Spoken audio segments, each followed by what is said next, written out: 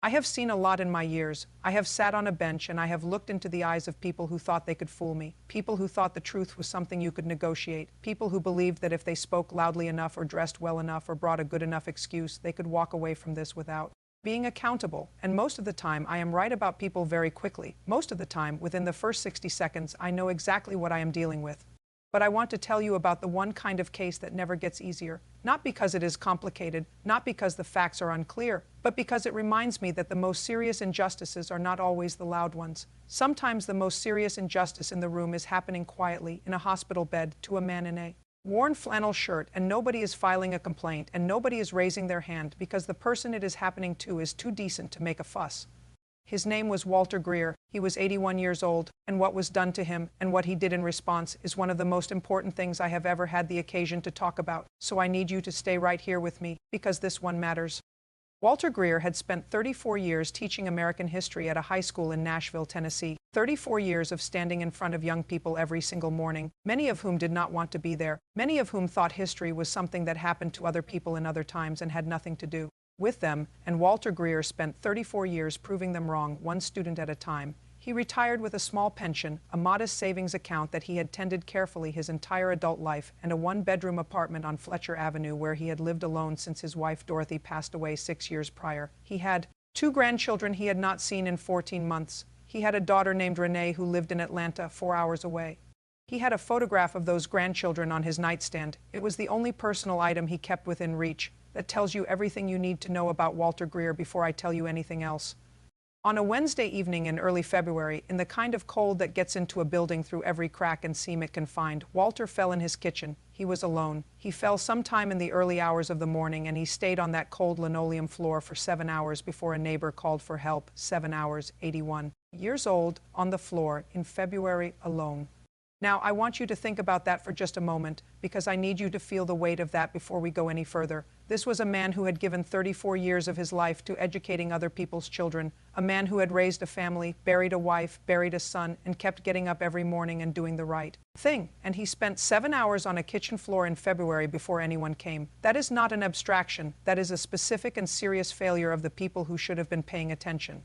The paramedics brought him in, hairline fracture in the hip, bruised ribs. Dehydrated, running a fever, his body had been fighting quietly for hours. And I want to tell you what he was wearing, because it matters. A flannel shirt washed so many times the color had gone soft, trousers that had been pressed with care at some point, brown. Leather shoes that were held together at the toe with a strip of electrical tape that he had applied himself precisely because Walter Greer was not a man who left things undone. When they got him settled in that hospital bed, his hands folded together the way they always had, the hands of a man accustomed to waiting, the hands of a man who had spent a lifetime being patient. Now, the hospital contacted his daughter, his only living child, his next of kin, Renee, in Atlanta, 4 hours away. And here is where I need to slow down, because this is the part of the story that requires your full attention. The hospital social worker who was assigned to Walter's case, a woman with over 30 years of experience, called Renee the same afternoon Walter was admitted. She explained the situation: hip fracture, hospital admission. Minimum 10 to 14 days. Father needs you. Renee said she was in the middle of something at work. She said she would call back. She was given a direct number. She ended the call. She did not call back that day. She did not call back the next day. She did not call back the day after that. 3 days passed, then 4, then 5 days, and a woman in Atlanta with a functioning automobile and a 4-hour drive between her and her 81-year-old father on a hospital bed had not made that drive.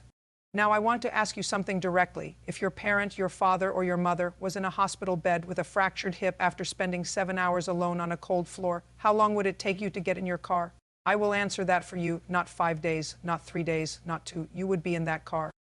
On day 8, Renee arrived, and I want to be precise about what was observed because precision matters and I am not in the business of exaggeration. She arrived dressed for a business environment. She went to the nurse's station before she went to her father's room. She asked, before she had even seen him, about the discharge timeline. When she was walked to his room, she pulled the chair approximately 2 feet from the bed. She sat down. She did not take his hand. She did not embrace him. She looked at him and she said, and I want you to hear these words, "You look okay."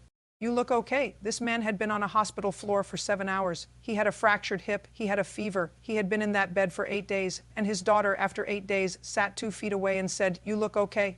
Do you know what Walter said? He said, "I'm getting there. No accusation, no reproach, no demand for an explanation or an apology." He said, "I'm getting there," because Walter Greer was the kind of man who did not make his pain into someone else's problem. And that right there is both his greatest quality and the saddest thing about him. Now, here is where this story turns, and it turns in a way that I promise you are not expecting. During Walter's stay, the physical therapist working with him, a young woman named Dara, came to the social worker with something Walter had said during their session. He had said, while doing his exercises, that when he got home he had some things to settle, some people he wanted to make sure were taken care of. He had said with a quiet smile that he had been a teacher for a long time, and that when you spend that many years around young people, you want to know that something you gave is still going somewhere after you are gone. Let me tell you what that meant, because when the social worker sat with Walter and asked him the right questions, what came out of that conversation was not what anyone expected from a man in a worn flannel shirt with electrical tape on his shoe. Walter Greer had spent years being careful with money, not because he was stingy, because he grew up understanding that money was a tool, and that a tool is only as good as what you do with it. He had owned his home outright, he had modest investments carefully tended, he had been contributing quietly and without announcement too. A scholarship foundation established by a former colleague, a foundation that supported first-generation college students at the school where Walter had taught. And for the bulk of what he had, the real substance of a lifetime of careful and decent living, Walter had made a decision, a clear, competent, fully considered decision. He wanted it to go to those scholarships. He wanted it to go to students who would not otherwise have the door open to them. He wanted to keep teaching after he could, no longer stand in a classroom. He had discussed it with Dorothy before she died. She had agreed. She had said, "Put it where it keeps moving." Put it where it keeps moving. He had not told Renee. Now I am going to stop here because I can already hear the question forming. And the question is, was that fair? Was it right for Walter to make that decision without telling his daughter? And my answer is this. Walter Greer was a competent adult who had earned everything he had through 34 years of work and a lifetime of discipline and good judgment. His money was his to decide about. His legacy was his to shape. He did not owe anyone a particular inheritance. He owed his daughter love. He gave her that. He did not owe her the product of his entire life's labor simply because she was his child. And he looked at his life, at what he had built and what he believed, and he said, "I know what this is for." That is not cruelty, that is clarity, and clarity, in my experience, is something that is earned. Now, here is what I want you to understand about what Walter did, because it is important that we say this correctly. He was not making a statement. He was not punishing anyone. He was not being dramatic or vindictive or making some grand gesture designed to send a message. He was finishing what he started. He was a history teacher who believed that the work of ordinary people keeps going after they are gone, and he organized his life to make that true. The legal advocate who assisted him said afterward that it was one of the most organized and clearly intentioned estates she had worked with in years, because Walter Greer knew his own mind. He had always known his own mind. He just had not had occasion to tell anyone about it. He was discharged on a Saturday morning. Renee was there. She had researched in home care options, which I will acknowledge because fairness requires it. She was organized about the practical aspects of her father's situation. She arranged for an aide to come 3 times a week. She was not indifferent to his welfare. She simply did not know how to give him what he actually needed, which was not logistics, it was presence. And I want to say something about Renee because I have seen enough to know that she is not a monster. She is a person who got very good at managing things and somewhere along the way lost the ability to simply sit in a room with someone she loved and not be managing anything. I have seen that before. It is not evil. It is a loss. And it is a loss that she will have to reckon with. I do not know when, but she will. 7 weeks after Walter went home, the social worker received a letter from him, 1-page, neat handwriting, and I want to share some of what he wrote because it deserves to be heard. He wrote that for the first time in some years during those 11 days in the hospital, he had felt like a man who was still in the middle of something rather than waiting for the end of something, and that the distinction had mattered more than he could properly say. He wrote that he had resumed walking to the small park 2 blocks from his apartment, that he had found a bench there that caught the afternoon light in a particular way, that Dorothy would have liked it.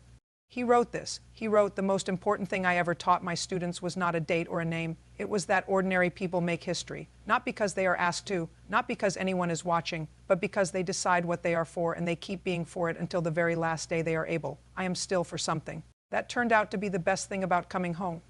I am still for something. Let me tell you something, in all my years, through all of it, through every case and every argument and every person who stood in front of me and tried to tell me who they were, the ones who stay with me are not the loud ones. They are not the ones who demanded recognition or made sure everyone knew their value. The ones who stay with me are the ones who simply kept being who they were, regardless of whether anyone was paying attention.